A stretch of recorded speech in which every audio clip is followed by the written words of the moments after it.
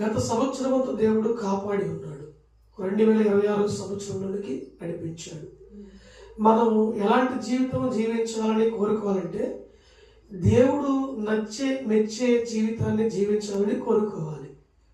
అల్లా పాత చింతకాయ పచ్చడి అనుభవాలు, అల్లా పాత అనుభవాలు, ఆ రోత అనుభవాలు, గతించిపోయినటువంటి ఆ యొక్క ఆలోచనలన్నీ కూడా తీసివేసుకొని నూతనముగా మనము ఈ సంవత్సరంలో కొనసాగించాలి. ఈ సంవత్సరం అంతా కూడా మనము దీవెనగా ఆశీర్వాదకరంగా మన జీవితాన్ని ప్రభు చేతులకి అప్పగించాలి. అలాగే మన జీవితాన్ని ఆయనలో ముందుకు అభివృద్ధి పరుచుకోవాలి. అంతేకాని అలా గతించిపోయింది, అది రావాలనుకున్నా రాలేదు, ఇది అమ్మాలనుకున్నా అమ్మలేదు, ఆ వ్యాపారం అభివృద్ధి అవుతుందనుకున్నా అవ్వలేదు, ఈ యొక్క పంట పొలం నాకు మంచి దిగుబడిని ఇస్తుంది అనుకున్నా ఇవ్వలేదు, ఏది చేసినా సరే సరిగా నాకు గత సంవత్సరంలో జరగలేదు, ఈ సంవత్సరంలో కూడా జరుగుతుందంటావా అని అనుకోకుండా నీవు నూతనంగా ప్రారంభించమని దేవుడు మనకు తెలియపరుస్తున్నాడు.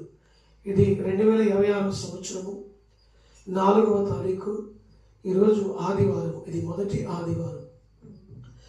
దేవుని మీద రవంతైన భయము, భక్తి, ప్రేమ కలిగిన వ్యక్తి, వాళ్ళు స్త్రీలైనా పురుషులైనా సరే, మందిరంలో ఉంటారు. కానీ రోజు ఇంట్లో ఉండి వారి యొక్క సొంత పనులు చేసుకోరు. మందిరం మీద ఆసక్తి ఉన్నవారు, వాక్యం మీద ఆసక్తి ఉన్నవారు, దేవుని మీద ప్రేమ ఉన్నవారు, దేవుని కార్యాలు చూడాలని కోరుకున్నవారు ప్రతి ఒక్కరు మందిరంలోనే ఉంటారు. కానీ బయట అల్లరి చిల్లరిగా తిరగరు. దేవుని బిడ్డలారా గమనించండి.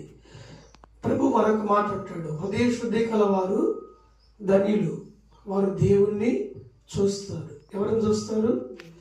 దేవుణ్ణి చూస్తారు. దేవుణ్ణి చూడాలంటే హృదయము శుద్ధిగా ఉండాలి, పరిశుద్ధంగా ఉండాలి, కల్మషం ఉండకూడదు, మలినం ఉండకూడదు, మచ్చలు ఉండకూడదు, డాగు ఉండకూడదు, డంబము ఉండకూడదు.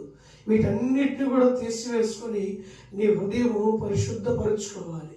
అప్పుడు దేవుని యొక్క రాజ్యాన్ని పొందుకునే అవకాశం మనకు ప్రభువు దయచేస్తాడు. అంతేకాని